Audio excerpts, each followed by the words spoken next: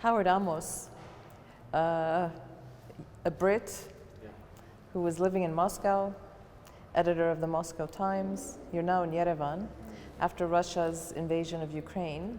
Tell me about that journey. Well, my first job was at the Moscow Times years ago as a journalist, my first journalism job. And yeah, I was in Moscow when the invasion started, and I left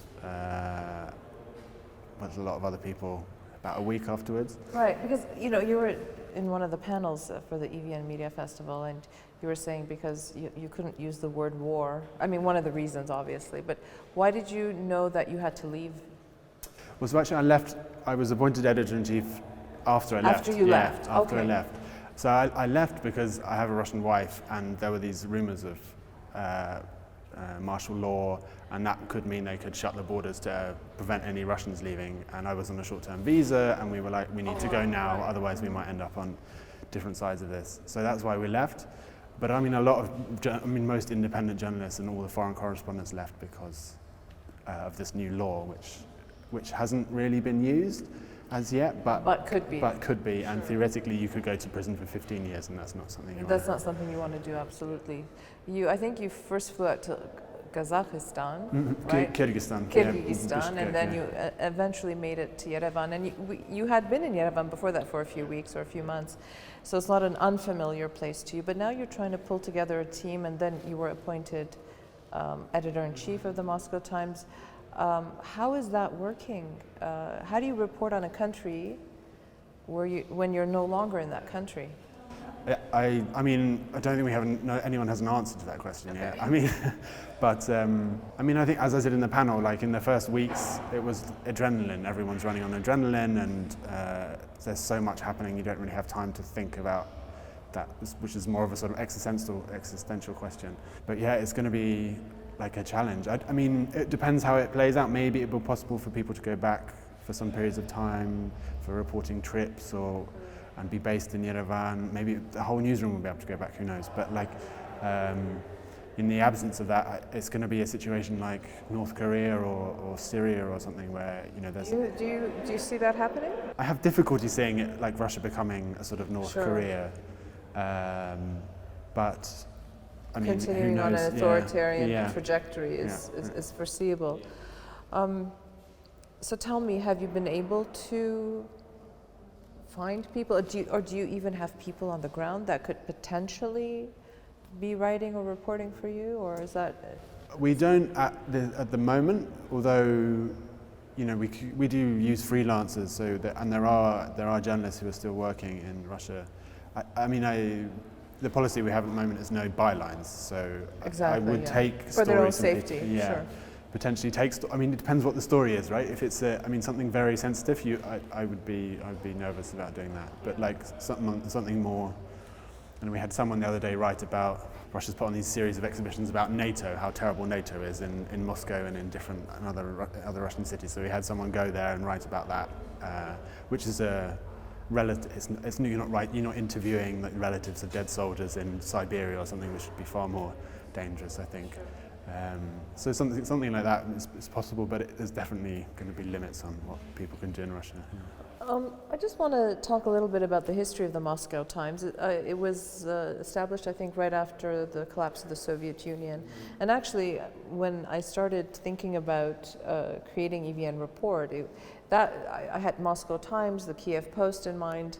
These were English language publications in countries where English is not the main language, and I felt at the time that we were stuck in an echo chamber and we needed to communicate with the world. So I kind of had an idea of who my target audience was. What is it now for the Moscow Times? Well, it's always been a sort of hybrid. In my head, it's always been a sort of hybrid. Traditionally it was the foreigners living in Russia who wanted a reliable source of information, more in depth than you'd get in Western coverage. But then you get people abroad who are interested in Russia, who read it.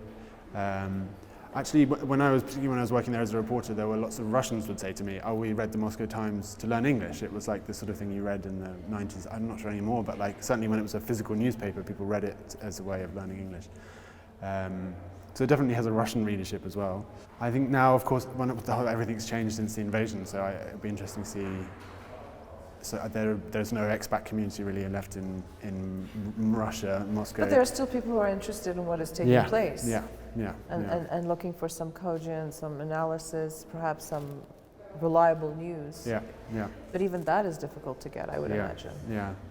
I mean, leaving Russia is perhaps more of an existential issue for something like the Moscow Times than it is for maybe some of the Western outlets, because our appeal, what we could offer, was that we were based there permanently. We had this level of sort of expert local knowledge, which sometimes is lacking in the Western coverage, right? Like EVN report, like you're here all the time, and so it's going to be difficult to see how we adapt to doing. And the situation is so fluid, and like you said, it's so difficult to predict what the future holds, and how long can you sustain it in this manner, and could you ever go back at one point? There are other Russian journalists who are in Yerevan at the moment. Do you have contacts with them, and are they all in the same kind of boat along with the rest of you? Yeah, well, so there's Russian independent journalists who left. Yeah, there are some in Yerevan, there are lots in Tbilisi as well, as far as I understand. Riga is another sort of hub for. So yeah, I mean they have exactly the same problems. How you report on Russia. I mean it's perhaps slightly easier for them because they're Russian speakers, and it's easier. But you also speak Russian, don't you? Yeah, but you can tell I'm a foreigner. Well, you can tell I'm a foreigner. Yeah. I mean, maybe for 30 seconds. I mean, I can sort of maybe 30 seconds I get away from it. Right, but then they figure it out. Yeah. I mean, the big problem for the remaining Russian independent media outlets is that they're being blocked inside Russia, which the Moscow Times hasn't been, but most of the Russian independent media has been blocked inside Russia, and having to leave means they can't earn any money. Who are they publishing for? Who are they writing for? Yeah, so exactly who are they writing for, and their whole commercial model as well has been destroyed because a lot of them depend on crowdfunding and other sources of revenue from Russia. So it's actually devastating because so many of these Russian outlets, I mean, they were the counterbalance to the state propaganda, and so playing a tremendously important role. And like independent media everywhere, especially in countries in transition or especially in the post-communist countries, I suspect that the role of independent media is absolutely critical to counterbalance all of those things. And talking about sustainability, how are you being sustained? Do you have that business model or? Well, so the Moscow Times was, I mean, originally when it was set up it was a commercial proposition, and it changed ownership several times. But now it's a non-profit, so we don't break even. It's maintained by grants, and we make some money from advertising, but it's not enough to sustain. The story of our lives is the issue of sustainability that a lot of independent media here in Armenia are also grappling with, and trying to find those models that will work for us to maintain our independence. And wherever you get your money, the important thing is that the editorial board or the editor is free to make those decisions. Yeah, and you feel you're free to make editorial decisions. Yeah. Well, so the Moscow Times is run through a Dutch foundation because the man who set it up, Dirk Sauer, who set it up in the 90s and bought it back in when was it 2019, I think.